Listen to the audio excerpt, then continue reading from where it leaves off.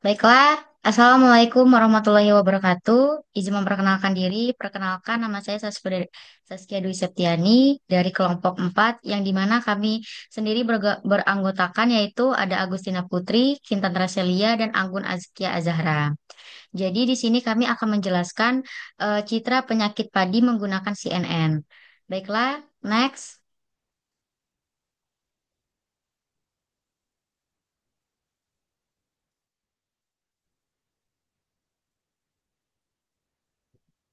next slide.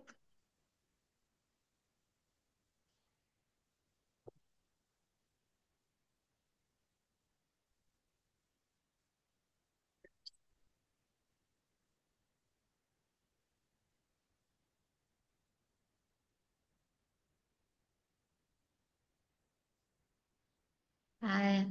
Di sini saya akan menjelaskan tentang deskripsi proyek kami. Jadi, proyek ini bertujuan untuk mengembangkan sistem deteksi otomatis untuk penyakit pada tanaman padi dengan menggunakan teknik Convolutional Neural Networks atau CNN. Nah, jadi dalam proyek ini, gambar-gambar penyakit pada tanaman padi akan dikumpulkan sebagai dataset untuk melatih model CNN yang dapat mengklasifikasikan berbagai jenis padi seperti blast, busuk daun, dan yang lain. Sistem ini akan membantu para petani untuk mendeteksi dan mengidentifikasi penyakit dengan cepat sehingga dapat mengambil tindakan pengendalian tepat. Selanjutnya akan dijelaskan oleh teman saya.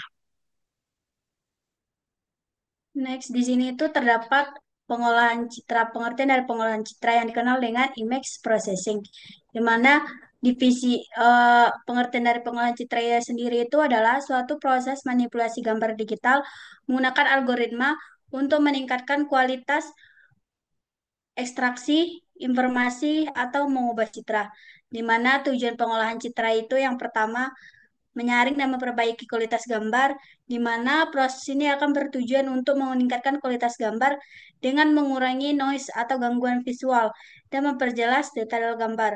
Kemudian yang kedua yaitu ekstraksi fitur penting, misalnya deteksi objek, di mana proses yang pengidentifikasian bagian-bagian penting dari gambar yang dapat digunakan untuk analisis lebih lanjut. Fitur ini biasanya berupa garis, sudut, tekstur, ataupun bentuk yang dapat digunakan untuk mendeteksi objek dalam gambar. Kemudian yang ketiga yaitu pengenalan pola dan klarifikasi, di mana setelah fitur penting diekstraksi, maka langkah selanjutnya adalah pengenalan pola dan klarifikasi, di mana eh, langkah ini tuh menuju kepada proses mengidentifikasi pola ataupun struktur data dalam gambar, seperti mengenali wajah manusia ataupun pola bentuk tertentu. Next. Oke, selanjutnya akan dijelaskan oleh saya di mana ini tentang konsep CNN. Yang pertama itu, konsep CNN itu adalah jaringan saraf tiruan yang digunakan untuk memproses data berbentuk grid. Contohnya itu seperti gambar dan yang mana konsep CNN ini sangat efektif dalam pengenalan pola. Nah, di konsep CNN juga terdapat komponen utama CNN. Yang pertama itu ada layer konvolusi yang digunakan untuk menyaring gambar. Kedua ada layer pooling digunakan untuk mengurangi dimensi citra. Yang ketiga, ada fully connected layers digunakan untuk mengklasifikasikan fitur untuk menghasilkan output. Selanjutnya akan dijelaskan oleh teman saya.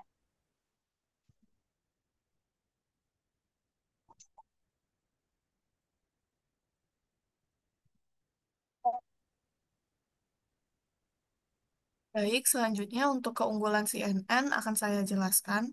Yang pertama itu keunggulan CNN efisiensi dalam pengenalan pola. Jadi CNN ini dapat belajar dari data tanpa perlu fitur engineering yang rumit.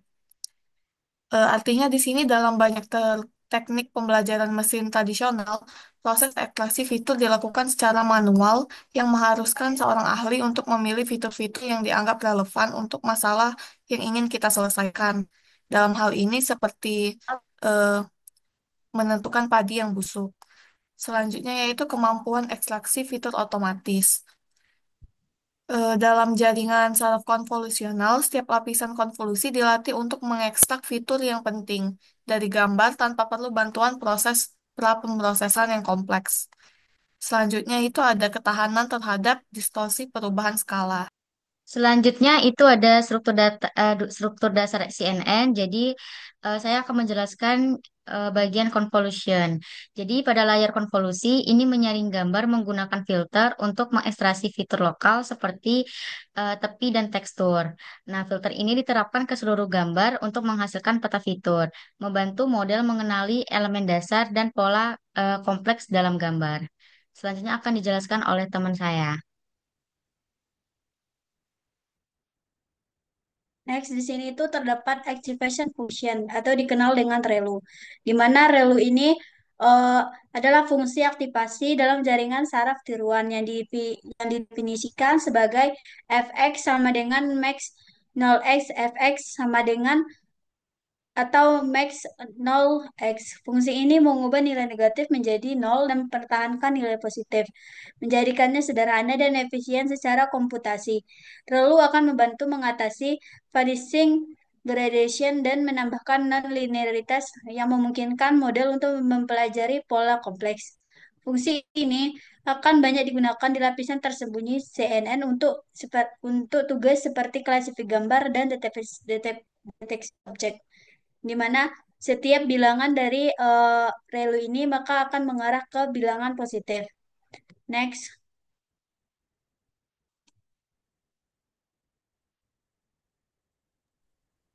Oke, selanjutnya ada pooling.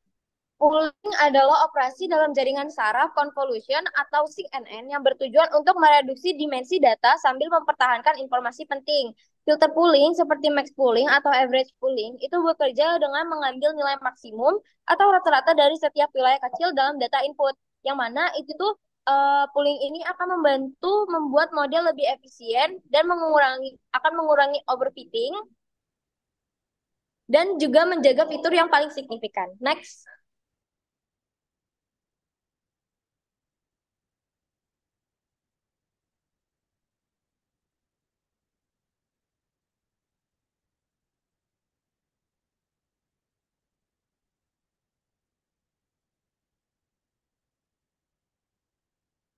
lo,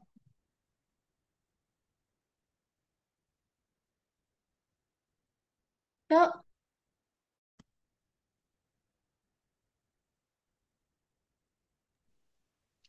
Baiklah, selanjutnya itu ada filter konvolusi. Jadi, filter konvolusi ini yaitu matriks kecil yang digunakan untuk mengekstraksi fitur dari gambar, seperti tepi atau pola. Nah, filter ini bergerak di atas gambar, menghitung hasil perkalian antara nilai filter dan piksel gambar, dan menghasilkan peta fitur pada lapisan awal CNN. Nah, filter ini mendeteksi fitur sederhana seperti garis, sementara pada lapisan lebih dalam, filter mengenali pola yang lebih kompleks. Nah, nilai filter ini diperbarui selama pelatihan untuk menyesuaikan dengan data.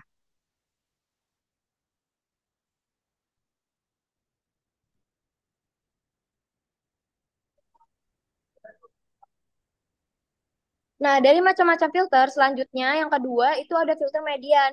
Filter median adalah teknik untuk mengurangi noise impulsif dalam gambar. Contohnya seperti bintik-bintik atau gangguan kecil. Cara kerjanya filter median ini adalah dengan mengganti nilai setiap pixel dengan nilai median dari pixel di sekitarnya dalam area tertentu. Contohnya itu seperti 3 kali 3. Filter ini filter median.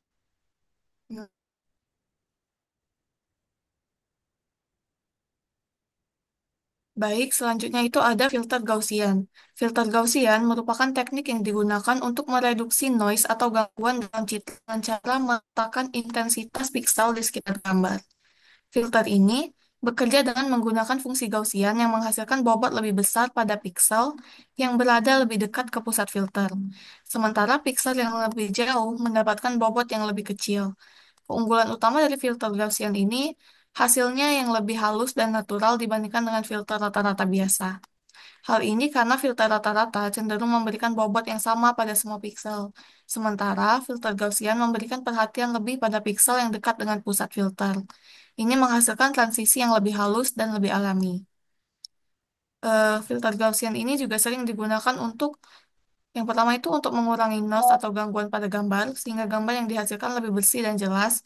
Kemudian untuk menghaluskan gambar, dengan menjaga struktur utama dan mengurangi detail yang tidak diinginkan, seperti tekstur kasar atau pikselisasi. Baik, next slide.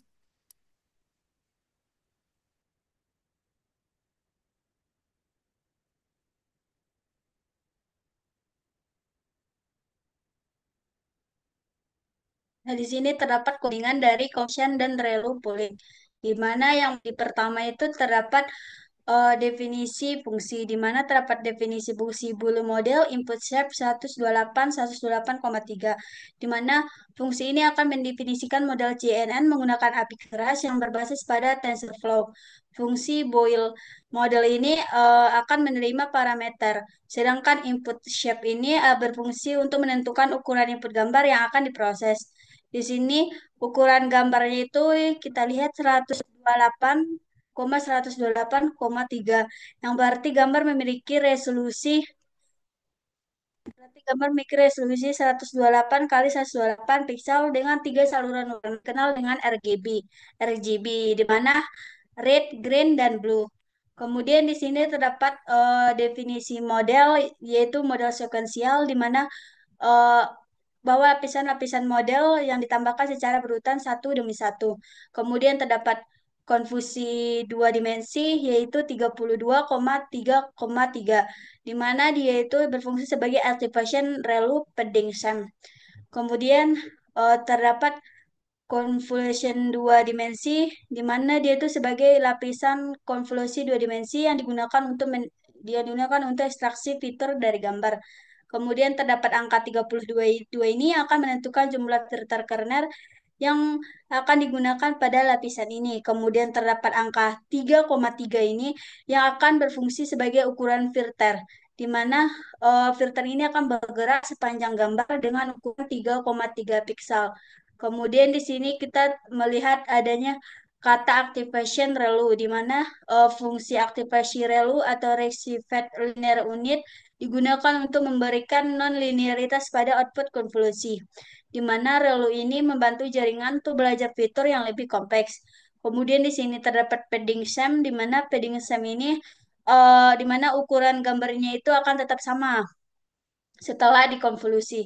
Kemudian terdapat max polling dua dimensi 2,2, di mana max polling dua dimensi ini sebagai lapisan polling yang akan mengurangi dimensi spasial setelah lapisan konvolusi setelah lapisan konvolusi dikurangi. Kemudian terdapat angka 2,2, berarti polling yang dilakukan dengan ukuran 2,2.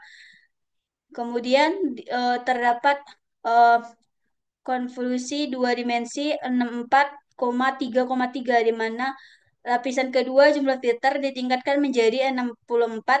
Ini akan berfungsi untuk mengekstraksi fitur yang lebih kompleks ataupun lebih tinggi. Kemudian terdapat max polling yang kedua, yaitu max polling dua dimensi 2,2, di mana pooling ini dilakukan lagi untuk mengurangi dimensi data dan memperkecil ukuran gambar sehingga model lebih efisien dalam hal komputasi.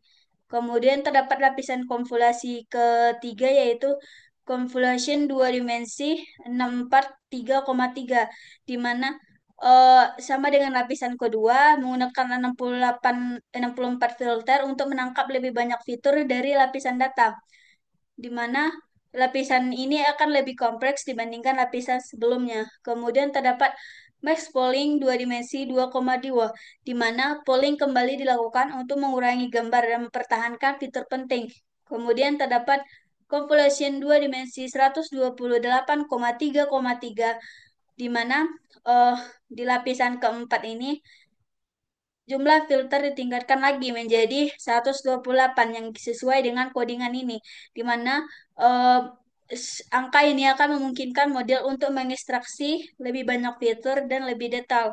Kemudian di sini terdapat max polling dua dimensi 2,2, di mana polling terakhir sebelum data masuk ke lapisan penuh Foley connection.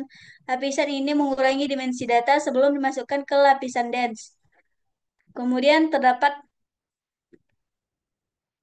eh, kemudian terdapat lapisan flatten, di mana di sini terdapat flatten, di mana flatten ini digunakan untuk mengubah data yang berbentuk matriks dua dimensi menjadi vektor satu dimensi. Selanjutnya akan dibacakan oleh teman saya.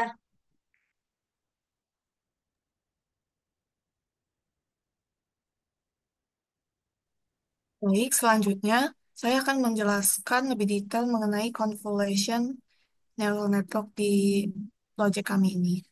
Jadi filter apa saja yang digunakan dalam kode kami ini, yaitu yang pertama, filter ini adalah learnable filter, filter yang dapat dipelajari. Yang berarti dia akan dipelajari oleh model selama pelatihan untuk mendeteksi fitur-fitur penting dalam gambar. Ini beda dengan seperti contoh yang kami jelaskan sebelumnya, seperti Gaussian dan lain-lain. Dia merupakan jenis filter yang digunakan secara konvolusional standar. Pada lapisan konvolusi pertama, konvolusi 2D 32 3,3, activation, relu, padding, shine. Di sana terdapat 32 filter dengan ukuran 3 kali 3. Filter ini digunakan untuk mengekstraksi fitur dari gambar. Filter ini akan mempelajari pola-pola sederhana seperti tepi dan tekstur. Kemudian, untuk lapisan konvolusi kedua, dia menggunakan 64 filter dengan ukuran juga 3 kali 3. Jumlah filter ini meningkat untuk mengekstraksi fitur yang lebih kompleks setelah lapisan pertama. Kemudian yang ketiga, dia menggunakan 64 filter dengan ukuran 3 kali 3 juga, sama dengan lapisan kedua, yang meningkatkan jumlah filter untuk menangkap lebih banyak fitur. Kemudian pada lapisan keempat, yang menggunakan 128 filter dengan ukuran 3 kali 3. Ini jumlah filternya lebih besar untuk mengekstraksi fitur yang lebih rumit dan kompleks. Baik, kemudian untuk percobaan ini, kami juga sempat mencoba mengubah banyak dari filternya, yaitu dari yang sebelumnya 38, 64, 64, 128 menjadi 888 semua. Karena ukuran dari filternya diubah, ini membuat eh, akurasinya berkurang, namun dia menjadi lebih cepat dan lebih memiliki penyimpanan yang lebih sedikit. Kemudian ketika kami mengubah untuk ukuran filter atau kernelnya, misalnya kami pertama mengubah 3 kali 3 menjadi kernel yang lebih kecil, yaitu 1 kali 1. Ia menjadi mengurangi parameter. Ya, ukuran filter yang lebih kecil akan mengurangi jumlah parameter yang perlu dipelajari oleh model, sehingga ini mempercepat waktu pelatihan dan mengurangi penggunaan memori. Tetapi ia juga mengurangi model untuk mengekstraksi fitur kompleks pada gambar. Kemudian dia kehilangan konteks spesial. Filter ini yang sangat kecil, seperti 1 kali 1, tidak dapat menangkap informasi spesial yang luas, misalnya hubungan antara piksel yang jauh atau satu sama lain. Kemudian dia mengalami reduksi kemampuan ekstraksi fitur. Filter yang sangat kecil ini tidak cukup untuk menangkap fitur yang cukup besar dalam gambar. Baik, sekian penjelasan dari saya. Kami akhiri, sekian presentasi dari kami. Apabila ada kesalahan atau salah kata, kami mohon maaf. Terima kasih atas perhatiannya. Wassalamualaikum warahmatullahi wabarakatuh.